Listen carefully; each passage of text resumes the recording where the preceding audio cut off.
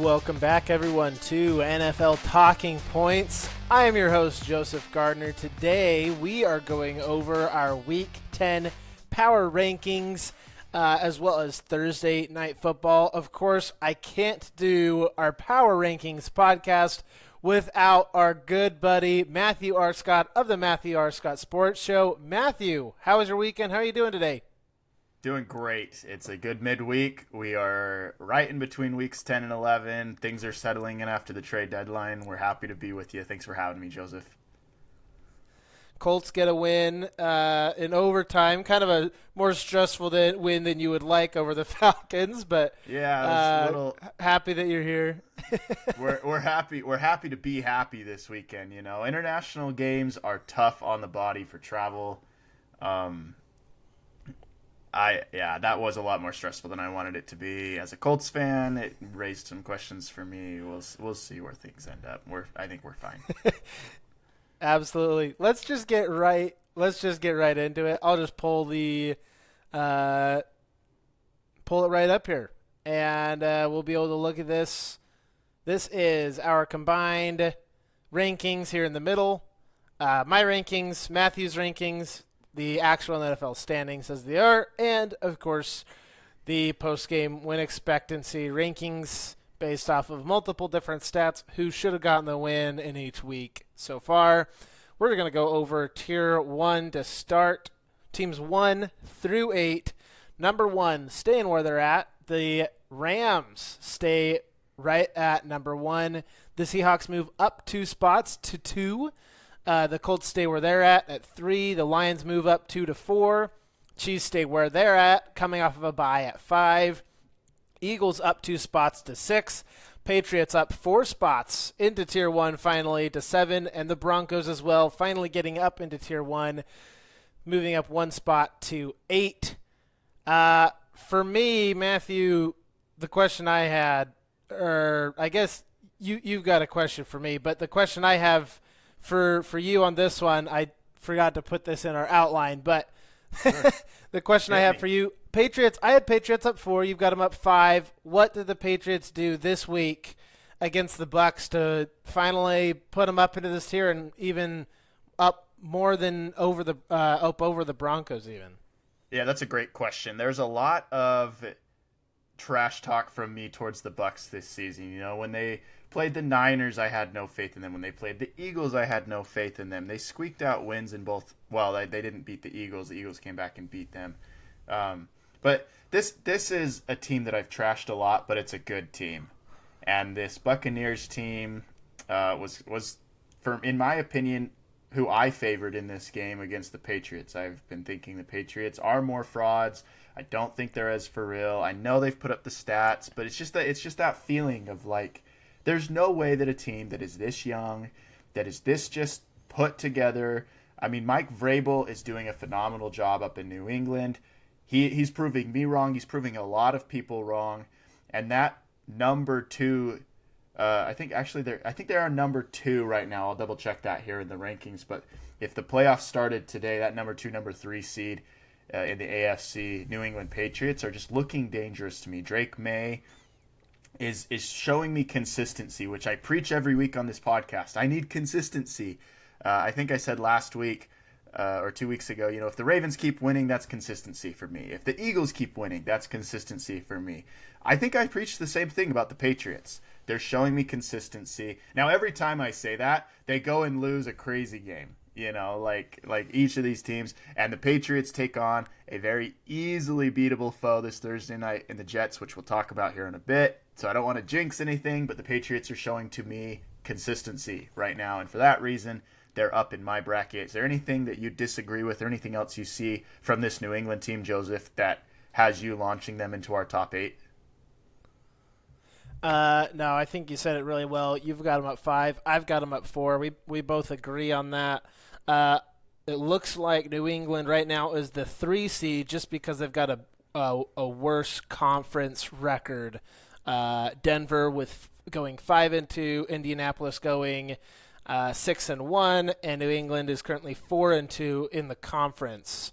So that is where New England goes down to the 3 seed at 8-2. All three of those teams, Broncos, Colts, Patriots, all 8-2. So, Yeah, alrighty. that's what I'm seeing. Anything I have a else question. in this tier Yeah. one that you have for me? Yeah, not as much who's in this tier. Of course, Bills are going to take a hard fall after that demoralizing loss to the Dolphins, which no clue why they just can't get by the Dolphins. I mean, they won the first? No, they lost the first game against the Dolphins. Did they not? Or it was dang close. The It was dang Bills close. beat the Dolphins in a close game and In a then very lost to the close Dolphins this week. So, And more of and not a close fashion. game. So, The yes. Dolphins No. blew out the Bills in this one. Crazy. Yeah, Bills fall for both of us as they should. My question for you is not as much, like I said, who's in, it's who's out. We have a discrepancy in my number 2 team versus your number 9 team. What do you see in Philadelphia that I don't? Is it post-game win expectancy? Is it just that gut feeling? Is it statistics? What do you see that's keeping them out of your top tier? Absolutely. It is quite different. You've got the Eagles up at 2. I don't even have them in tier 1. I've got them down at 8. So, or 9. I've got them down at 9. For me, if the Eagles played the Broncos, the Patriots, the Lions, the Chiefs, the Colts, Seahawks, Rams, maybe the Bills, I think that all of those teams get wins over this Eagles team. I just think that they're not quite up to snuff when they are, and I think that we kind of saw that when they played the Packers this week. The Packers we'll get to are down at number 13 in our combined rankings. They're your 15th ranked team. If they are going to play that poorly and only win by 3 against what looks like kind of a mid Packers team, then in my opinion they don't deserve to be up in the first tier. So that's pretty much it. Love it. Good explanation, but we'll disagree. move on to. Yeah, Sorry. Yep, you got him up at 2. So all right, I we'll just see move a lot of on. consistency. Go ahead. Moving on. Nope, sorry. And if my computer's lagging, I'm Yeah, sorry. they have been. I mean, they're 7-2. You're not wrong. So, okay. Tier 2, we've got the Bills moving down 7 spots out of Tier 1 for the second time this season, down to 9. Buccaneers coming out of Tier 1 as well, going down to 10, down 3 spots. Those two teams are what made places for the Patriots and Broncos to move up. Chargers up 4 spots after their win over the Steelers to 11. Ravens up 5 to 12 after their win over the Vikings. Packers down 3. Bears stay where they're at 14 after a win over the Giants. 49ers lost in big time to the Rams, down 2 spots, and the Steelers. Sunday Night Football lost to the Chargers, down 4 spots. You have anything on this one? Yeah, you know what? In this tier, again, we kind of touched upon it there in the first tier. The Bills, I'm just still so... The Bills didn't even score till the fourth quarter against the Dolphins, and that to me is gross. The Bills are now in a position where, kind of like how I said last week that I'm done with the Atlanta Falcons, even with a close win over the Colts, I bumped them up 1, and we'll talk about that later because I'm done with the Falcons. I'm kind of done with the Bills right now. Like, not in a sense where I'm giving up on them completely, but my percentage in my head of them being able to make the Super Bowl and win the Super Bowl is dropping by the week. I mean, it's crazy how we'll see great weeks from James Cook. Josh Allen still looks good.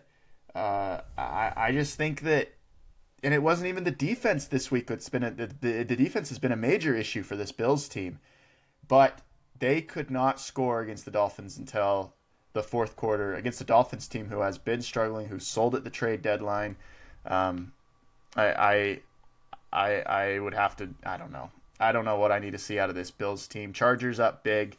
For me, for you bumped them up 1, which kind of puts them up 4 in our combined rankings. What are you seeing in the Ravens that continue to just have you launch them up despite, I think they're, 4-5 right now? What do you like about the Ravens right now, Joseph? Yeah, Ravens at 4-5 with a losing record. Lamar Jackson being back just changes who this team is, and that's pretty much all it is. They just look so much more competent and ready to go with Lamar Jackson in the lineup, and they're playing really well. One thing that I wanted to ask you, Bears Okay. up 3 spots. This is probably partially me being just a Bears hater, being a Packers fan, but the Bears were losing that game pretty handily when Jackson Dart was in the game. Jackson Dart comes out after fumbling the ball and having a concussion on the same play, and after that, the Giants looked pretty much like they were sleepwalking with Russell Wilson. I said in my recap show that I don't know why in the world they're not putting Jameis Winston in. And now, of course, with Brian Daboll getting fired, they're putting Jameis Winston in to go against the Packers this next week. So that sucks. I would much rather have faced Russell Wilson. Anyway, the Bears needed a crazy comeback against a team that had lost Jackson Dart in order to barely beat this Giants team, who then just fired their head coach afterwards. And the Bears are up 3 spots. What makes you put them up high? Great question. Couple of things for me with this Bears team. First of all, they are 6-3. As much as we hate to see, as much as we hate to say how they got it done, as much as we can criticize, oh, they're down here, they're struggling here, they put up a really bad loss here, but they're 6-3. They're getting it done. Yes, they've played teams like the Cowboys and the Raiders. Their strength of schedule is not as strong as some other teams would be, but they're still 6-3. Number 2, that comeback with the Bears had less to do, in my opinion, with the Giants' offense and more to do with the Giants' defense. The Giants' defense was playing the same players almost the whole game, and the Bears' offense turned it on there at the end, which gives me reason to think even if Jackson Dart would have stayed, yeah, maybe they would have lost because the Giants' offense could continue to keep that lead. But the defense collapsed. The Bears were able to come back. 2 touchdowns there in the fourth quarter within the last 2.5 minutes. Crazy ending to that game. The Bears have had a couple of crazy games so far this year. Hats off to them. This Bears team moves up a couple of extra spots, in my opinion, because of that. I could see them honestly keeping it close with the other teams that they have, that are in tier 2, tier 3. It's going to be really interesting seeing the Pack play them again later this season. Speaking of which, here's my last question in tier 2 for you. Just no cheese on the head today. It's kind of a disappointing Wednesday for us. Tell me a little bit about, with your tier 2, including both the Eagles and the Packers, just initial reactions from a Packers fan in regards to where they're at currently midseason. Not necessarily this last week's loss. If you want to talk about that, great. But where are they at right now? What are your hopes for them going forward? Yeah, that's a good question. I kind of recapped the game already, but the question you asked kind of is a little bit deeper than that. Like, who is this Packers team going forward in this season? To me, it's all about this Packers offensive line, and can Matt LaFleur scheme up a playbook that makes its offensive line work? Because I talked about it on my recap show just yesterday. It's this offensive line that's losing this Packers team games. They can't run block well enough against light boxes to give Josh Jacobs a chance. He's getting met in the backfield over and over, even against light boxes. And they've got light boxes, so it's harder to throw, and the throws that you can make are typically longer developing throws, and they can't pass protect long enough to let those throws develop. So for me, I still feel okay about this Packers team because I think Matt LaFleur is capable of being able to find a way to make this line work.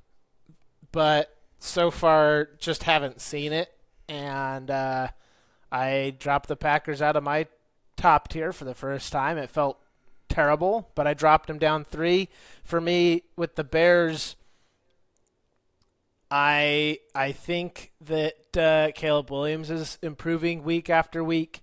I think that right now the Bears and Lions are ahead of the Packers in the division. The Packers are at 3 in the division. So I want to say that this Packers team is a better team than the Bears. If they play today, I don't know. This Packers team is just kind of a mystery to me. So, yeah. Well, and you know what? A lot of people say that number 13. Go ahead. Sorry, I think I'm lagging a ton. I don't mean to. That's just what I was gonna say. Like, I think if the Packers played today with the Bears, I think that they might get a win. Sorry, you were saying at number 13. Yeah, and I mean that's where we've got them. Packers at 13, Bears at 14. They say that 13 is like the twilight zone for power rankings. It's the team that you really don't know where to put them. They're not good enough to be a good team. They're not bad enough to be a mid to bad team. This Packers team isn't really a mid team. They've got pieces. They've got the coach. They've got everything around them. They're just not. They're not playing like a top tier team that they're built to be. So anyway, I guess last question for you on this one.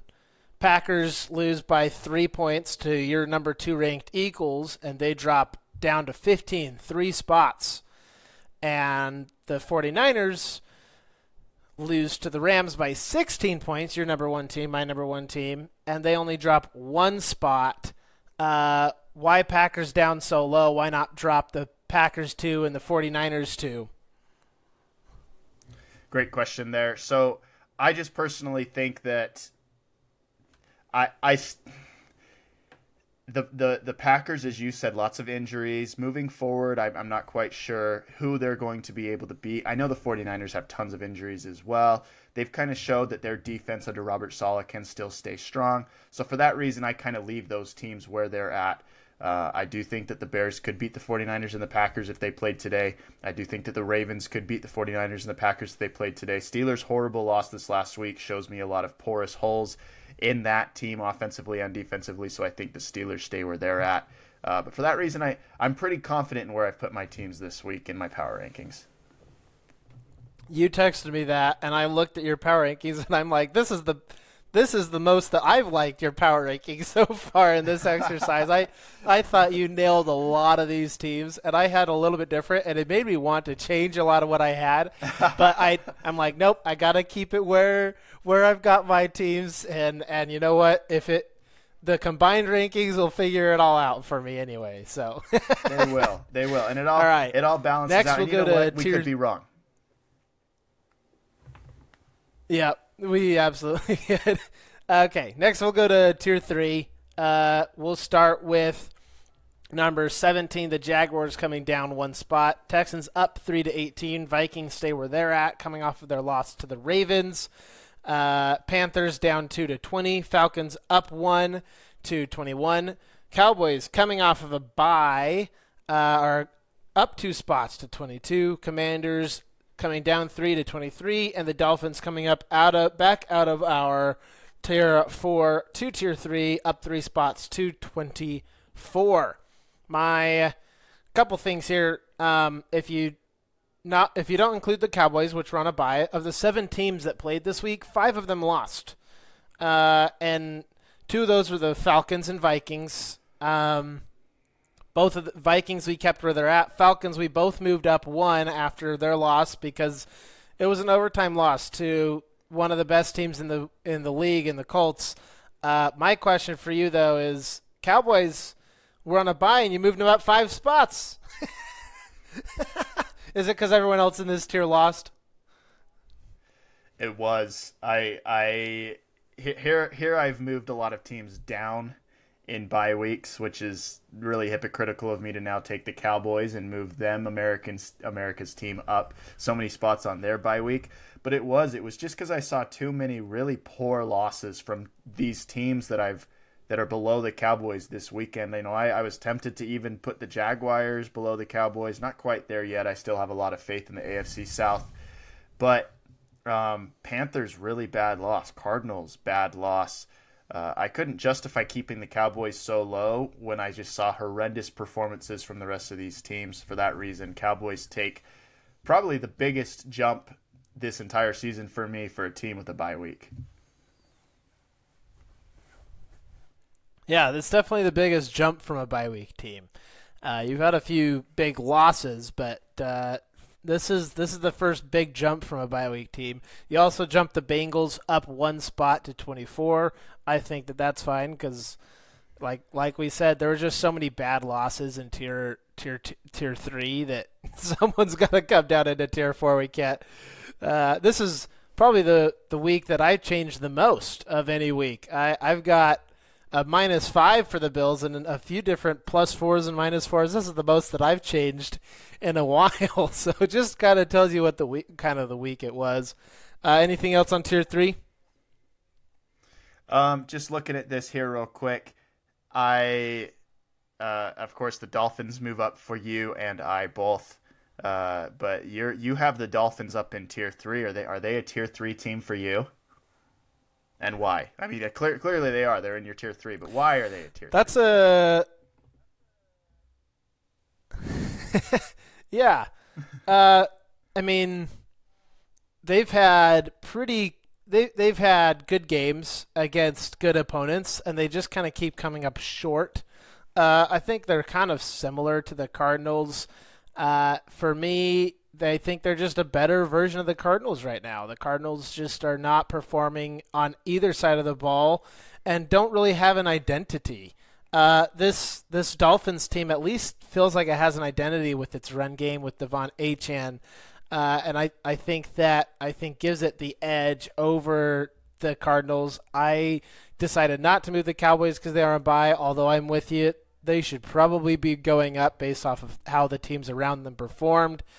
And I didn't want to move the Giants down or up too much or the Commanders down too much. So here we are, Dolphins up at 23 for me. So love it. All right. Let's go on to tier 4. We've got the Cardinals coming down to tier 4, down 2 spots to 25. Bengals coming off of a bye, staying at 26. Saints up 3 spots after their win to 27. Giants down 3 to 28. Jets up 2 to 29. Browns down 2 to 30. Raiders down 2 to 31. And the Titans staying where they're at 32, coming off of a bye. You and I had 3 teams. Normally we have more than this, but you and I had 3 teams that we had the exact same ranking on. The number 1 Rams, the number 32 Titans, and the number 27 Saints. We both got Saints at 27. Everything else is different. As far as this tier goes, Giants down 4 spots. I know that Brian Daboll, or 4 spots to you. I kept the Giants where they're at. Brian Daboll, of course, being fired as the head coach. Jackson Dart going out with 5 minutes left in the third quarter. In my opinion, I think that's really what changed the game. And I think if Dart stays in, they win that game. Obviously, you've got the Bears up 3 and the Giants down 4. So what made you put the Giants down 4 spots? And I guess we kind of already talked about it on the Bears side, but just on the Giants side of it. Yeah, I'll reiterate again, just so Giants fans out there that have their paper bags over their heads can keep them over their heads. I mean, it wasn't even just an offensive thing. It was a defensive thing. Both sides of the ball collapsed later in the game. Of course, the offensive side had an excuse. The defensive side, not as much. I probably would have made this move even if they didn't fire Brian Daboll. No surprise to me that Brian Daboll is out as the head coach in New York after this last weekend's game. The Giants, to me, cannot win games. They had a great win over the Eagles. That was fun. That was the highlight of this Giants season. Right now, I mean, everybody except for the Titans are kind of fighting for the number 2 spot, right? The Titans right now sitting pretty with that number 1 spot for the first pick in the next year's draft. But Giants, for me, I think this is a deserving spot for them because of a collapse on both sides of the ball, injuries, and a loss of a head coach. I don't see this Giants team. Thank the heavens that the Packers play them this week, and I know you're nervous about Jameis Winston, and if I was the Colts fan playing the Giants, no matter what, I would still find a way to be nervous about this game. But I'm telling you right now, Joseph, don't be nervous. This Giants team stinks. You've got them at 31, so I hope that this Giants team plays like the number 31 Giants team that you've got them ranked as, because that would for sure help my Packers get a little bit of a boost here. Anything else on Tier 4 before we go on to Thursday Night Football? Yeah, let me ask you, two teams that move up for you in your Tier 4, Saints and Jets. Now, you've been high on the Saints a lot this season. You said, I see a lot of stuff in the Saints that I like. They get a big win over the Panthers this last week. What do you see in this Saints team, and what do you see in the Jets team? Of course, I moved both of those teams up as well. But what do you see in these teams that makes you more optimistic that they won't be the number one pick in this next year's draft? Yeah, a few things. Number one, Kellen Moore, I think, is an amazing play caller. I think that another reason I've got the Eagles lower, I think the Eagles offense definitely took a step back after Kellen Moore left as the offensive coordinator there. So I like that for the Saints. I think Tyler Shuck is playing well. He absolutely outplayed the Panthers QB. Dalton Young. Help me out here. Dalton. Young, yes, Bryce Young. Young. Did Dalton play this game? I forgot. Anyway, Tiny either way, bit, but that's okay. The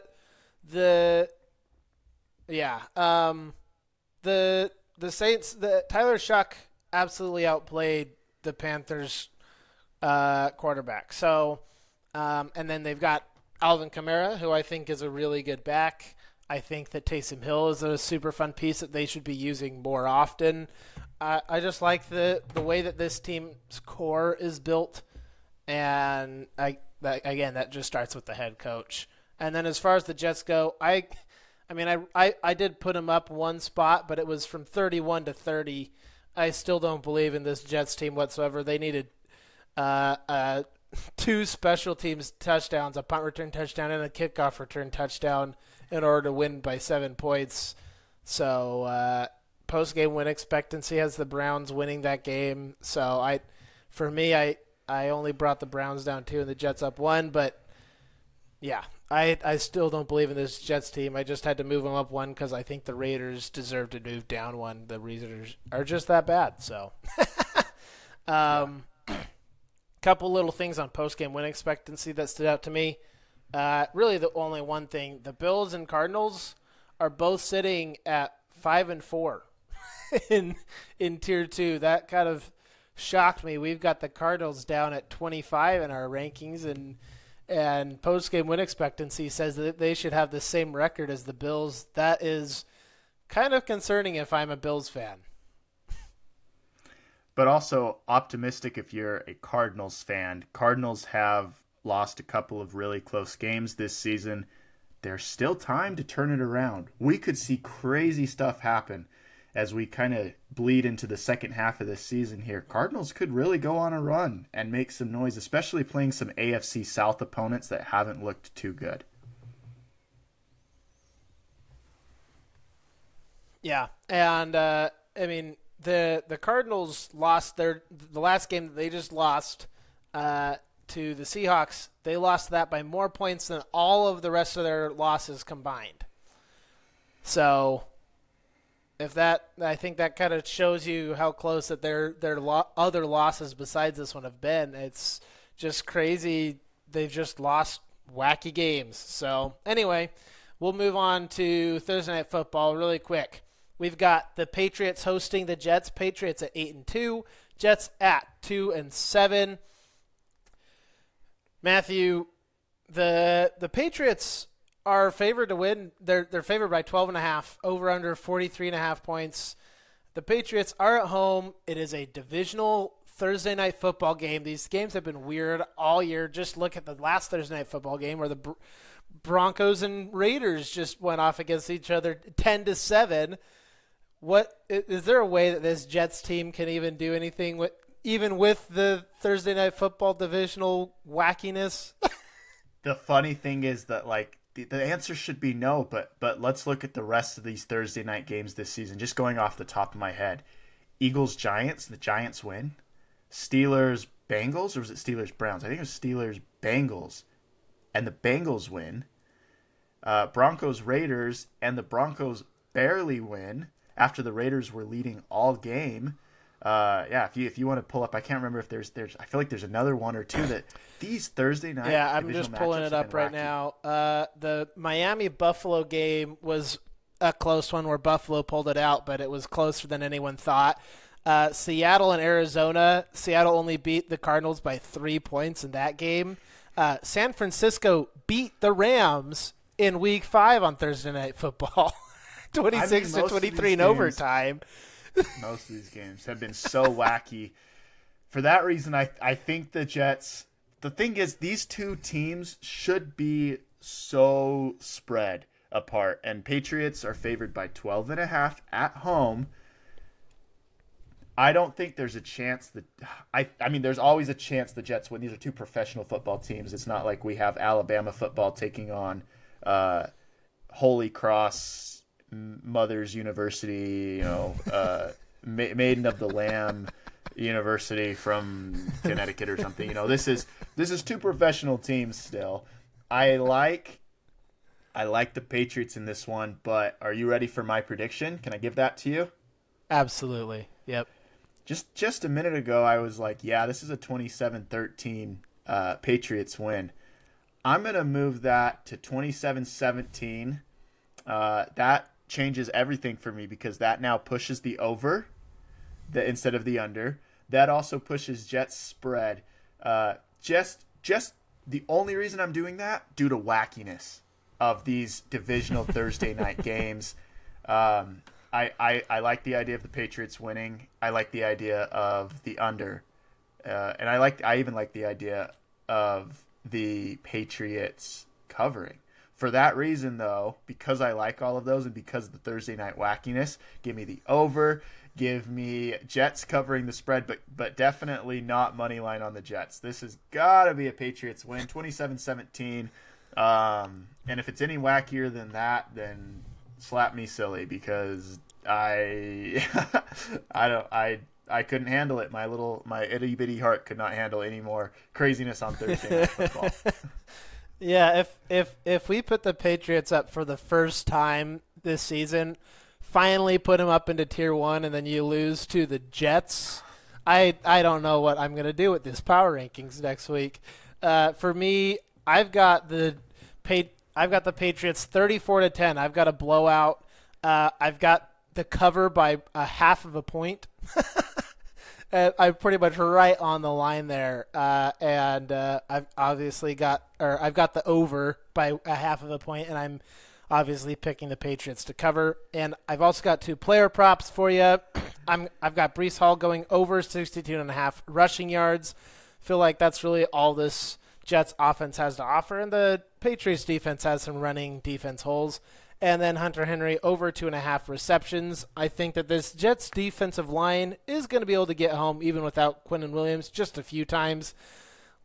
Hopefully we can dump it off to Hunter Henry for a couple receptions. So, anything else on Thursday night?